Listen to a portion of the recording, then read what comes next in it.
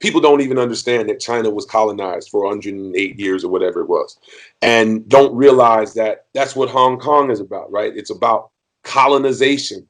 And when Daryl Morey he was with the Houston Rockets or whatever, he made a comment Yes, about yes. Hong Kong earlier in the year, and I was like, "Yo, man, you're not gonna do this." And I got on the phone with a bunch of NBA guys. I was like, "Yo, don't let them pull you into this bullshit because it's the Iraq War, weapons of mass destruction type propaganda." I can't even take serious people who mention Hong Kong, right? If you talk about Hong Kong and if you talk about China and human rights violations, and maybe I've got to get better at this, but I've got to figure out a way to at least let people finish their sentence. Because once I hear that, I'm like, dude, I'm not going down this road with you, right? You can't point me to any factual data that can support the claims that you're making, and they're just consistent. And again, I study history. I try to keep myself and involve myself around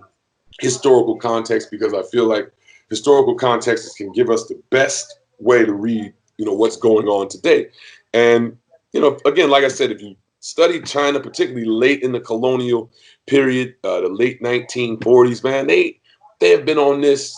They were able to organize themselves around the idea that they'll never be dominated and controlled again, right? That's what the 100 Years of Shame is about.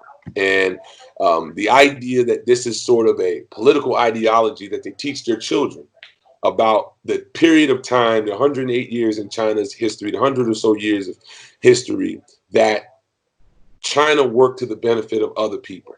And China was controlled by other people other than the Chinese.